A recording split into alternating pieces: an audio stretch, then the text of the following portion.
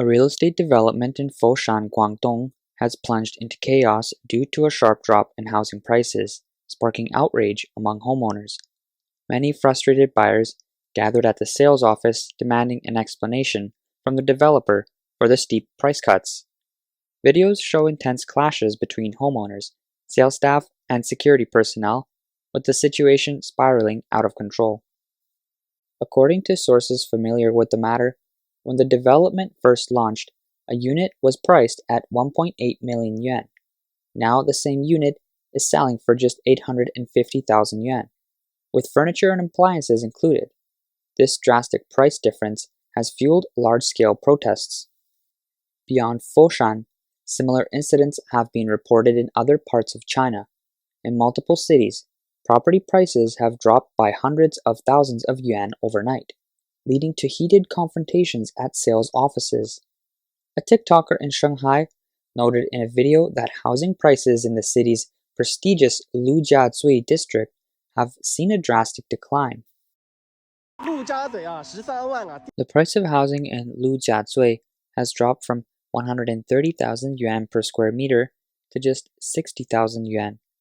So if you're thinking about buying one of those old, run-down apartments near Lujiazui, don't. Once you buy it, you won't be able to sell it. It'll basically become a family heirloom, and no one will be able to save you from it. Another TikToker remarked that no property in Shanghai, no matter how high-end, seems immune to the downturn. 上海内环呢已经跌到4万多了。 Inside Shanghai's inner ring, prices have already fallen to just over 40,000 yuan per square meter. In Changning District Zhongshan Park area, a 50 square meter 2-bedroom old apartment is now listed at just 2.6 million yuan, which means the price per square meter is only 48,000 yuan. A few years ago, buying anything in Zhongshan Park for around 2 million yuan was impossible. But now, this just shows how the market is struggling. And it's not just the old apartments in the city center. Prices are also collapsing in places like Hongqiao. At its peak, apartments in Yanlord town sold for 96,000 yuan per square meter, but now they're down to 65,000 yuan. Meanwhile, investors who bought properties in Lingang's new city must be drowning in tears by now. And across Shanghai school districts, housing has been one of the hardest hit segments in the price drop.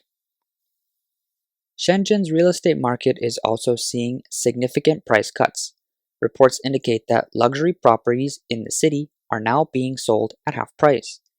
Recently, multiple real estate agents and developers have posted on social media about clearance sales for high-end residential apartments in Shenzhen.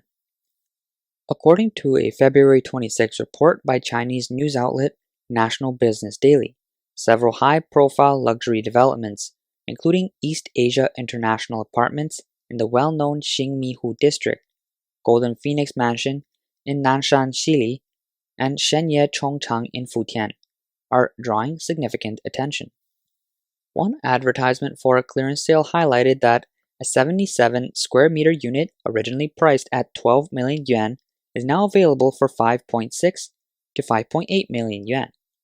A 285 square meter unit, previously valued at 34 million yuan, has been reduced to 18.6 million yuan, bringing the price per square meter down from 110,000 yuan to 65,000 yuan, effectively a 50% drop.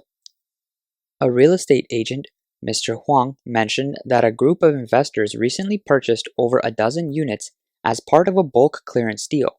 He added that the 77 square meter units have already sold out, with the smallest available unit now being 188 square meters, priced at 16.6 million yuan, or about 88,000 yuan per square meter. According to East Sea International Apartments official account, the development boasts a 308-meter-tall residential tower, recognized as Asia's tallest apartment building. It was listed among China's top 10 luxury residences in 2016, with a record-breaking sale of an 871 square meter unit at 250 million yuan, or roughly 290,000 yuan per square meter, at a time when Shenzhen's average housing price ranged from 20,000 to 30,000 yuan per square meter. However, Shenzhen's real estate market has experienced significant price fluctuations in recent years, especially in the luxury segment. For example, in the Shikou district, a 328 square meter unit sold for 55 million yuan in October 2023, but by November, the same unit had dropped to 47 million yuan, a decline of 8 million yuan. Luxury properties in Shenzhen Bay have also seen price drops. In June 2024, a 313 square meter east-facing low-floor unit in Shenzhen Bay sold for 50.5 million yuan, translating to about 160,000 yuan per square meter, marking a 4-year low. In Nanshan, the Golden Phoenix Mansion has been promoting one-price deals and special offers.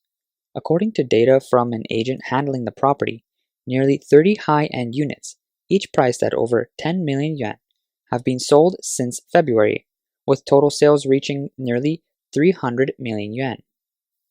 Chinese social media reports suggest that the current surge in apartment sales may be linked to a high rent-to-price ratio after recent price cuts. High-quality apartments in prime locations, particularly those near metro stations, are attracting significant interest. An employee at a major real estate agency in Shenzhen noted that while some discounted units have drawn attention, they are limited in number. Most transactions still involve regular listings. For instance, rental listings on platforms like Beike showed that a 77 square meter unit at EC International Apartments can generate a monthly rent of 25,000 yuan, based on a discounted purchase price of about 5.5 million yuan. The rent-to-price ratio exceeds 5%. Since the start of the year, multiple non-residential properties in Shenzhen have also been selling at substantial discounts. Even Nanjing, a major first-tier city, has become one of the hardest-hit areas for price declines. A resident in Nanjing remarked, Nanjing's housing prices really can't drop any further. If they do, things are going to get out of control. Do you know how steep the price cuts have been? Take Heshi for example. Back in 2021, a unit in the well-known Haisha city development, around 90 square meters, sold for 5 million yuan. And at the beginning of this year, a similar unit sold for just 2.82 million yuan. That's a 56% drop. Now look at Agile Binjiang International in the Jiangbei core area. In May 2021, a 139 square meter unit sold for 6.18 million yuan. But by October and November 2024, a flood of listings hit the market, with prices dropping to just 26,000 yuan per square meter, and still no buyers. Prices have fallen by over 50%, making this an even wilder ride than a roller coaster. And don't even get started on school district housing. Nanjing's market just can't take another hit. Goldman Sachs, a globally recognized investment bank, made a striking prediction about China's real estate market at the end of 2024. According to its forecast, housing prices in China could drop another 25% to 50% between 2025 and 2026. This means that by 2027, a home valued at 1 million yuan could fall to 500,000 yuan. In the future, properties priced at just 2,000 to 3,000 yuan per square meter could become common. The report also predicts that China's housing market will not hit bottom until 2027. Some online commentators agree with Goldman Sachs' review. With the birth rate declining and the population aging at a faster pace, there could be an oversupply of housing in the future. Unless a home is a necessity, even giving it away for free might not attract any buyers. In smaller, lower-tier cities, the market could end up like Hegang, where homes sell for just tens of thousands of yuan, but still struggle to find buyers. However, others question Goldman Sachs' prediction. They argue that the bank's track record in forecasting China's A-share market has been unreliable. with only 3 correct predictions out of 8 attempts. Because of this, they believe its real estate forecast may not be worth considering. But what they may not realize is that Goldman Sachs has made highly accurate calls on China's housing trends before.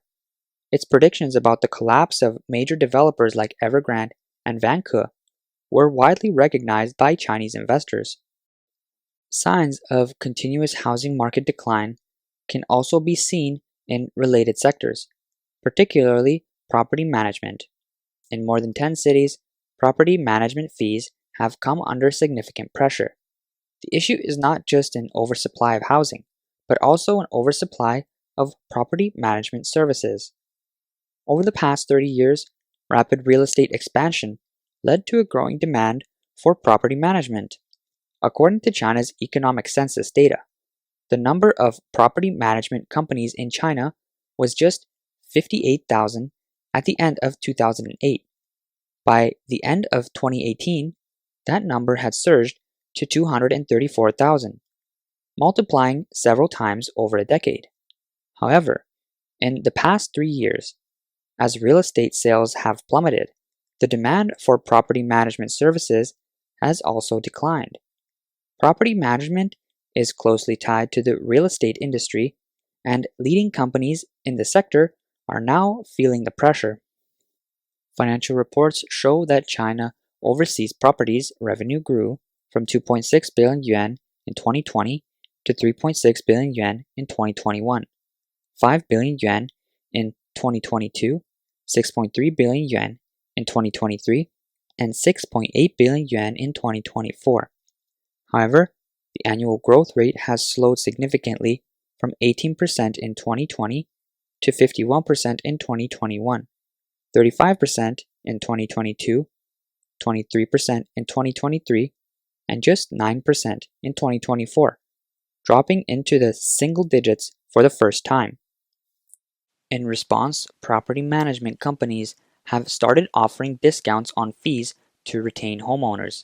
According to a February 25 report by Security Times, cities like Lanzhou in Gansu and Changsha in Hunan have introduced property fee discounts for vacant homes, with reductions ranging from 30% to 50%. Since February, cities like Zhenjiang and Zhurong in Jiangsu have also begun implementing property management discounts for vacant homes. Under the new policy, if a home has been vacant for more than 6 months, the owner only needs to pay 70% of the usual property management fee. So far, more than 10 cities have announced similar discounts for vacant homes. In fact, Qingdao in Shandong implemented a 40% property management discount for vacant homes as early as February last year.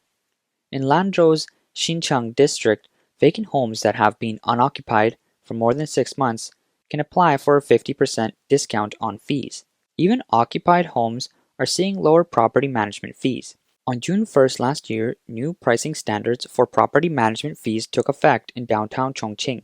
Under the new rules, the maximum fee for elevator-equipped buildings is 1.9 yuan per square meter per month, while for buildings without elevators, the cap is 1.4 yuan per square meter per month, both significantly lower than market rates. A February 26 report by Zhigu Trend, a financial media outlet ranked among the most influential in China by Huron Report, noted that in the past 2 years, many residential complexes in Wuhan have also lowered their property management fees. Initially, only suburban areas like Jiangxia and Xinzhou made reductions, but now, some neighborhoods in central districts have also joined the wave of price cuts. A residential complex in Jiangxia, Wuhan, is seeing significant property fee reductions as its current property management contract nears expiration. To secure a contract renewal, the management company lowered fees twice, from 3.3 yuan per square meter per month to 2.6 yuan. Staff also promised that if they were reappointed, both property fees and parking service charges would be reduced without compromising service quality. In Liuzhou, another property management company is going even further by offering zero-cost property management fees. At the end of last year, The company announced to residents that it had been managing the complex for nearly 5 years. If it secured a contract renewal, the complex would become part of a pilot program for free property management fees. However, reports indicate that while fees are decreasing, deeper structural issues remain unresolved.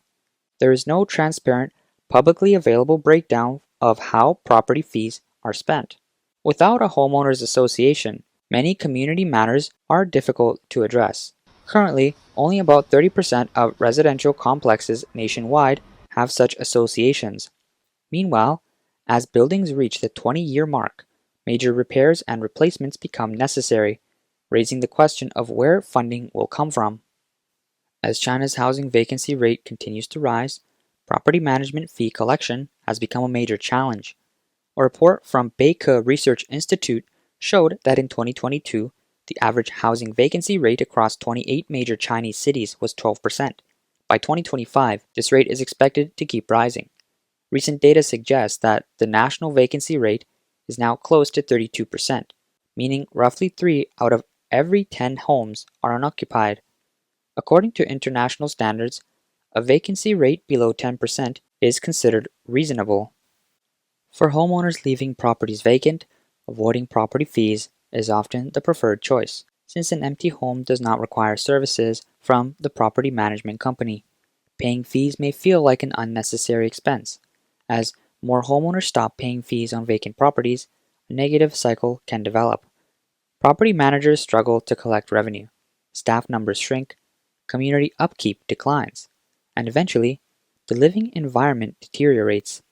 In response, many property management companies have resorted to cutting fees in order to retain business. A report from Zhigu Trend also raised concerns about whether homeowners would rather sell than continue paying fees on empty properties. If more owners chose to sell, it could put further downward pressure on housing prices. The growing number of policies aimed at lowering property fees may reflect the economic considerations of local governments. Currently, in China's major cities, Shanghai, Beijing, and Shenzhen have not introduced any discounts on property fees for vacant homes, requiring full payments. Only Guangdong offers certain reductions for government-subsidized housing. Meanwhile, some luxury residential complexes in Shanghai are increasing property fees. In Changning District, the upscale Hualijiazhu Gubei Garden Complex, where unit sells for over 100,000 yuan per square meter, has raised property fees 4 times, from 2.2 yuan per square meter per month to 5.95 yuan. The districts of Huangpo, Jing'an, and Yangpu have the highest average property fees, reaching 17.6 yuan, 12.1 yuan, and 9.9 yuan per square meter per month, respectively. Some homeowners in Shanghai have expressed frustration, saying, for developments priced at less than 80,000 yuan per square meter, property fees have reached 12 yuan per square meter per month. For those selling at 65,000 yuan per square meter, the fees are as high as 14 yuan per square meter. If someone buys a home under 100 square meters just to meet basic housing needs, their annual property fees alone will exceed 10,000 yuan. The downturn in China's housing market and broader economic slowdown have also led to falling rental prices across many cities, including Beijing, Shanghai, and Shenzhen, where rents have dropped to levels last seen a decade ago. Data from Wind, a financial analytics platform, show that in 2023, rental prices in Beijing, Shanghai, and Shenzhen fell to levels seen between 2015 and 2017. In Guangzhou, rents declined to 2014 levels, while Chengdu saw price returns to 2018 rates. Tianjin experienced an even sharper decline, with prices falling back to 2010 levels. So far this year, rental prices have continued to drop, while the time needed to secure tenants has increased significantly. Recent data shows that in January, the average listed rent in 40 major Chinese cities declined by 1.2% compared to the previous month. At the same time, the average time a rental listing stayed on the market increased by 6.9 days, reaching 51.9 days in total. A survey by the China Index Academy found that 60% of renters plan to move to lower-cost housing, opting for more affordable rental options. According to Zhigu Trend, the main reason for falling rental prices is the large-scale introduction of guaranteed rental housing policies launched by Chinese authorities last year, which have redistributed rental demand. Another factor contributing to declining rental demand is weaker income expectations. Data from 15 provinces released last year showed that net property income in 5 provinces, including Beijing and Jiangsu, experienced negative growth. Chinese media outlet San Lian Lifeweek has a different perspective. It argues that pressure on youth employment is one of the main reasons for the decline in rental demand. In August 2023, China's unemployment rate for young people aged 16 to 24 reached nearly 19%. Faced with financial strain, many young people have chosen to live with their parents to save money, while those working in cities are opting for shared rentals to reduce housing costs. The trend of downsizing rentals is not limited to young people. Middle-aged renters are also cutting back on housing expenses due to economic slowdowns and unstable incomes. Many are moving into more affordable rental properties. According to a report by Voice of America, economist Li Hengqing noted that China's rent-to-price ratio has been significantly higher than in other countries for years. In many major cities, the annual rent-to-price ratio exceeds 50, meaning landlords would need more than 50 years of rental income to break even. This environment has led to low investment returns, creating challenges for property owners. Li Hengqing stated, "Without financial stability or job opportunities, people are less likely to stay in cities for long. Many are now looking for alternative short-term housing solutions, instead of signing long-term leases. This reflects broader economic challenges."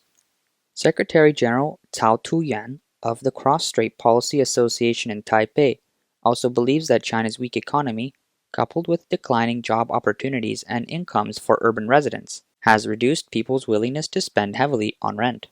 Cao added that as landlords start pulling out of major city markets and shifting their investments elsewhere, local economic growth could take a further hit, even impacting government finances.